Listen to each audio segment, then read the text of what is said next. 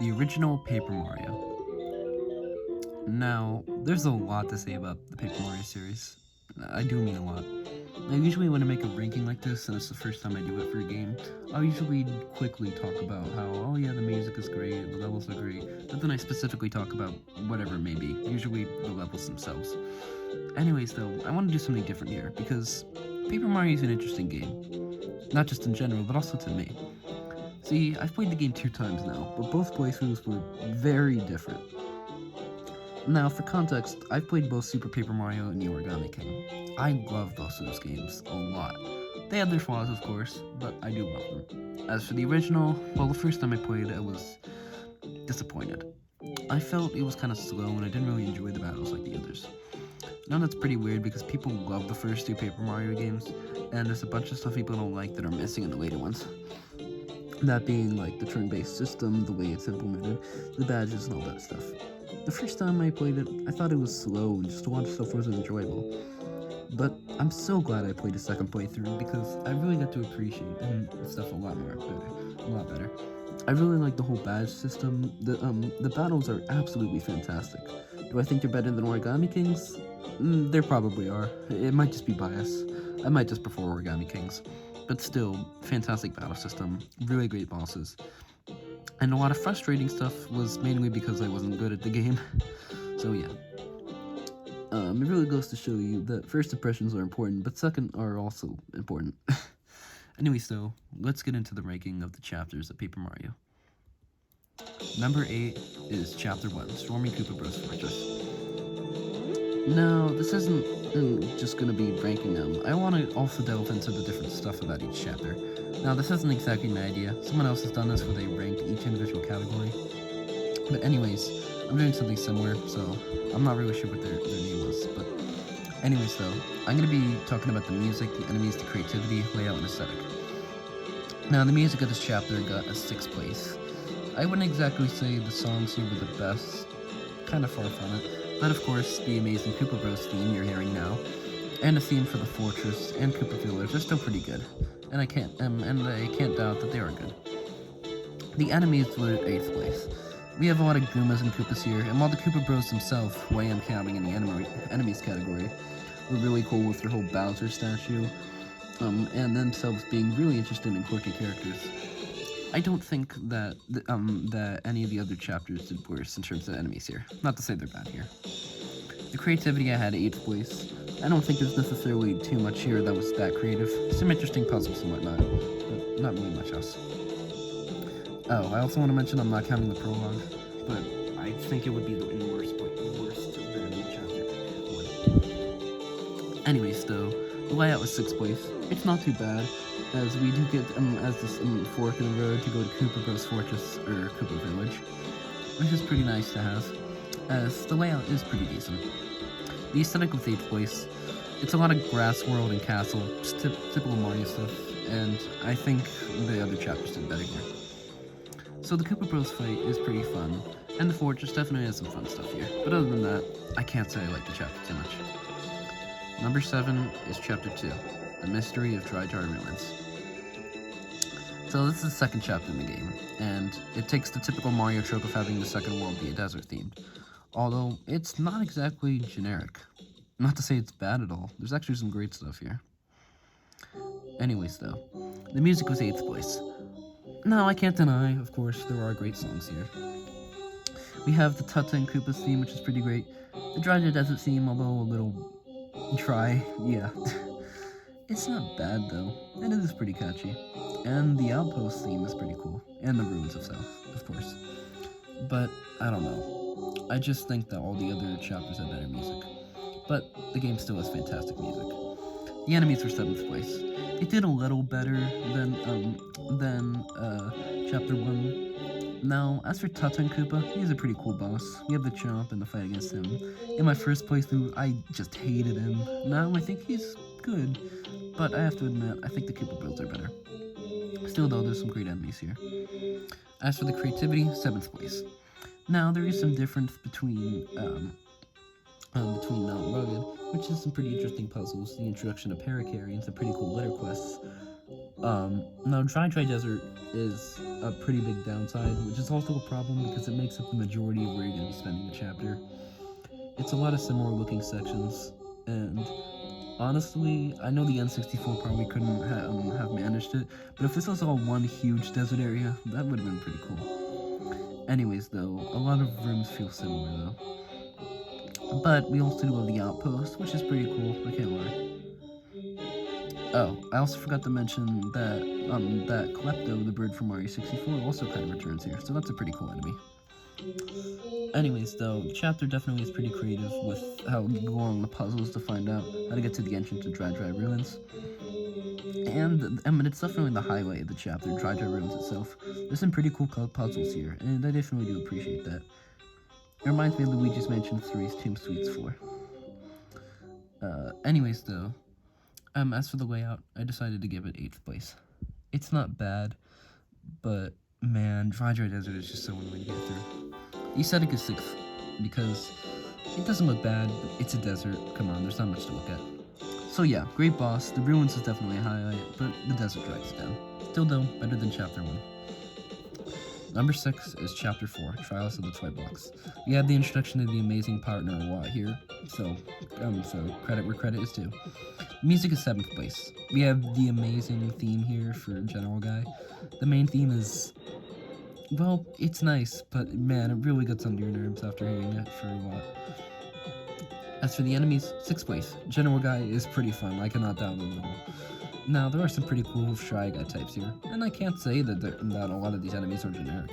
There's some fire ones. There's a pretty cool big guy. I forgot what he was called. You don't fight him, but he's still pretty cool. The creativity is 5th place. There are some cool puzzles here, Walt being able to show you invisible blocks, and the whole idea of circling on the train station is pretty fun. And of course the boss itself, General Guy, is fun. The layout is 7th place. Oh, and I also forgot to mention, we're also inside a huge toy box, which is pretty great. It's a pretty typical theme for Mario, but also really colorful, which definitely helps the aesthetic, helping it be 4th place. The layout is 7th, though. Some areas definitely can feel a little bit too familiar, and they can feel similar, regardless of the different colored stations, the train stations, that is.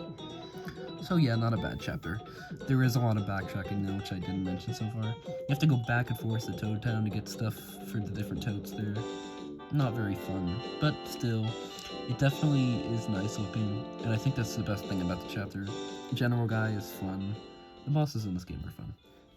And of course, Watt. So yeah, not bad. In 5th place, we have Chapter 8, a Star-Powered Showdown. Now, for the final chapter, I can't exactly say it's the best. Now, of course, the music, I have to say, is my favorite thing about the chapter. We have the pretty catchy Bowser's Castle theme. It is a little repetitive, but pretty good. And alongside that, we have all the amazing themes for Bowser, which, yeah, definitely held it.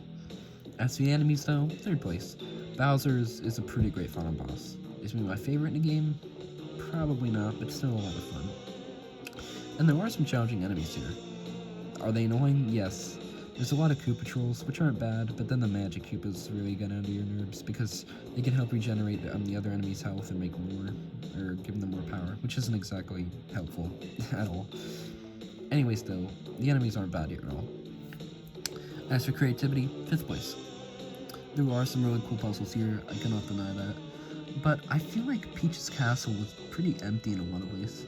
It is pretty cool to be here since we got to play as Peach throughout the intersection, I guess, of each chapter, which is pretty cool.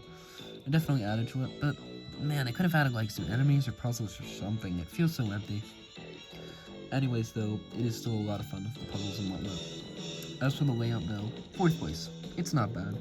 And keep in mind that Starhaven is also pretty nice, and it's a really nice way to see just how much Bowser has done his attacks against Starhaven. And we do get some encouragement though, which is pretty nice to see for Mario to defeat Bowser. As for the aesthetic, 7th place. Bowser's Castle isn't particularly appealing looking. Peach's Castle is nice to see though. Starhaven is beautiful. But yeah, Bowser's Castle is the majority of it. Although, it is pretty cool how it's on the whole clan car. 4th is Chapter 3, the Invincible Tubba. Now, this was once my favorite chapter. I can't say I agree with that anymore, but there is a lot to love here. And this is really where the game kicks off. Now, Chapter 1 is fun, and Chapter 2, well, it's also fun, a little more. But Chapter 3 is so much better in comparison, to be honest. The music here is 4th place. We have some amazing themes here, as always, like Ghost Scoping, which is just a super catchy theme. The music for the Tubba Blubba chase, which is pretty cool. And the music through Boo's Mansion is pretty funny and catchy too. So yeah, not bad. As for the enemies, 5th place. There's a lot of these hyper enemies like Goombas, not a big fan. There are some spikes here, and then of course, the fight against Tubba Blubba and his heart are a lot of fun. As for the creativity, 3rd place. It's my favorite thing about the chapter. There is so much variety here. You start off in this creepy forever forest, then you get to go to the mansion, and there's a lot to love here because it isn't really about the enemies, it's more like puzzle solving. As a huge fan of Luigi's Mansion, I do like that a bit. Quite a bit. Anyways though, Gusty Gulch is really pleasing aesthetically, which is mainly why the chapter got 3rd. And Tubba's Blood's Castle definitely kinda does feel a little generic, but it definitely looks pretty cool. And there are also some great puzzles here, beyond just the variety. As for the layout, 5th place. Man, Ghost Sculpting is such a good theme. Anyways though, it's a pretty good layout. Forever Forest is annoying, I can't deny. And some sections do feel a little long to get through, but other than that, it's a really great chapter. There is a lot of variety, which is easy to love. Again, Ghost Sculpting. And we have the introduction of Bo, who's my favorite partner in the game. And she's a lot of fun. She's pretty sassy. And Tubba Blubba himself is of course pretty great, along with Gusty Gulch. Number 3 is Chapter 6, Dark Days of Flowerfield. There's some pretty average stats here. Music had 3rd place. There's some great themes here, like the main theme that plays, but also the music that plays in the Sun Tower after you save flower fields from the darkness. And Huff and Puff's really cool theme. Anyways though, for the enemies, I have 4th place. The crazy daisies here are annoying. The bees, the zaps, are also annoying. But Huff and Puff is a really cool boss, and I do like the cloud enemies. They're pretty cool. Anyways though, the creativity is 4th place here. Now I gotta say, it's a pretty cool idea to have a whole flower themed area here, as we get a bunch of different characters. We got a nerdy looking flower, we got one who's really vain, we have a pretty lily flower. It's pretty cool. And there's also some pretty cool puzzles here, some that really I had to really think outside the box. So yeah, that's pretty cool. Oh, as for the enemies, we also have Lackluster technically, who's a pretty cool partner. You do fight him beforehand, which is pretty cool. And you also get to help out the sun, which is pretty cool. And you have to get a bunch of different fruits, you go through a hedge maze. It's a pretty memorable chapter. I know a lot of people don't like it, but still great stuff. As for the layout, 5th place. No, I wouldn't exactly say it has the best layout, but it isn't bad. There's some cool stuff here. Aesthetic is 3rd place. It's a pretty place, being themed around flowers after all. And the cloud section is especially pretty cool. So yeah, it's a pretty great chapter. I understand why people don't like it again, but still, I do like it quite a bit.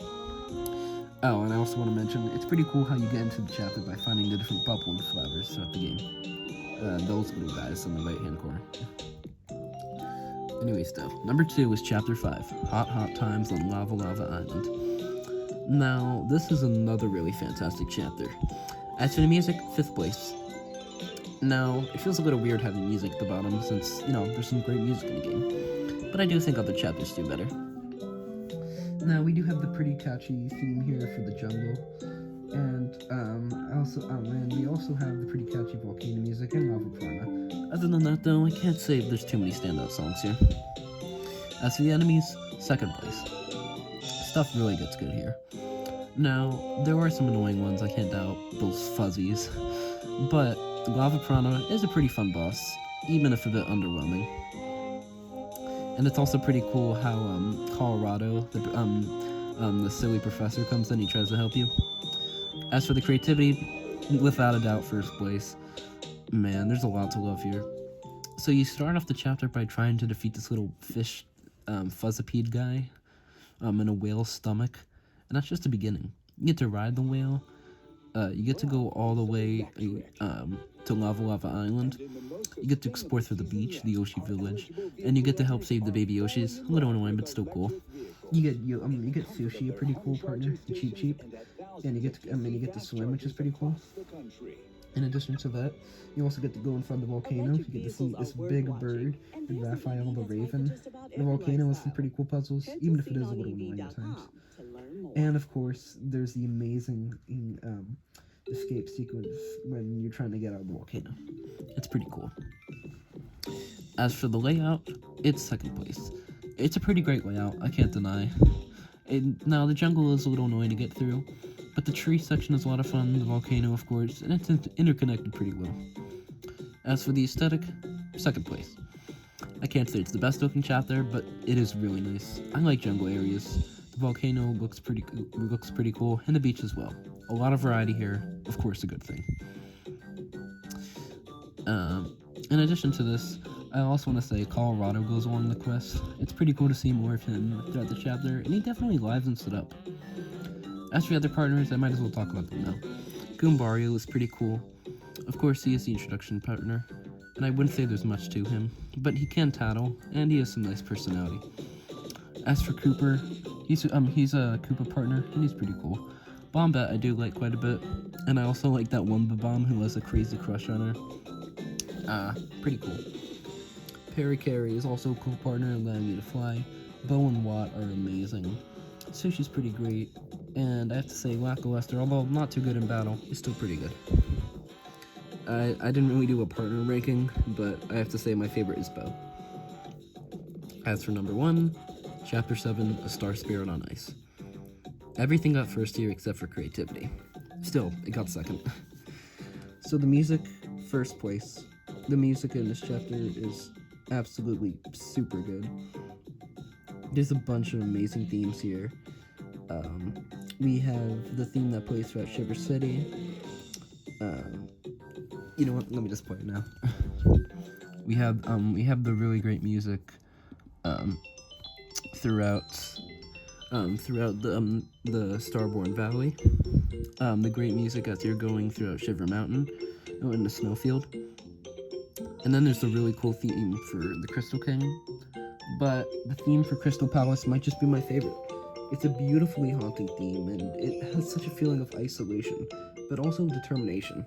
Quite beautiful. As for the enemies, first place.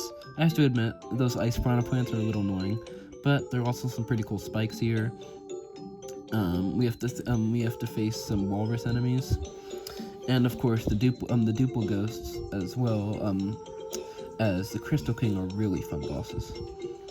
As for the creativity, second place. I think Chapter 5 has the edge here, but there's some really great stuff here, man. We start off the chapter in a really awesome way with the whole murder mystery of who killed the Mayor Penguin. Of course, he's still alive, but there's also a cool thing with his friend Herringway being this novelist, which is this mystery novelist, which is pretty cool. Beyond that, though, it's a really pleasing chapter aesthetically. The Crystal Palace is so isolating, but also really nice.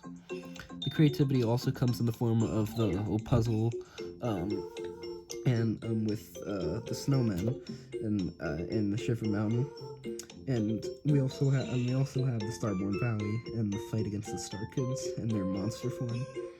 The Crystal Palace has so many cool puzzles, just flipping back and forth, and that really cool rhinosaur one. I think that's what they're called. I'm not too sure. I don't think that's what they're called. Anyway, so the boss is super fun. He's quite tricky, and he definitely requires use of skill here, and definitely a lot of knowledge, like Huff and Puff. Anyways, though, he's pretty cool. Like I said, his music's great. The layout is first place. It's a really well-designed layout, as it kind of branches off between Crystal Palace and Starborn Valley. And I really like the sense of isolation at Crystal Palace. As for the aesthetic, first place. We have this really cute little penguin town. We have the beautiful Starborn Valley, the hills, Crystal Palace, which, man, gotta love Crystal Palace. So, thank you for watching. Paper Mario is a pretty awesome game, and I'm glad I gave it a second shot. It's definitely pretty fun, and although different from the other Paper Marios, a great way to start the series. Thank you for watching, and have a nice day.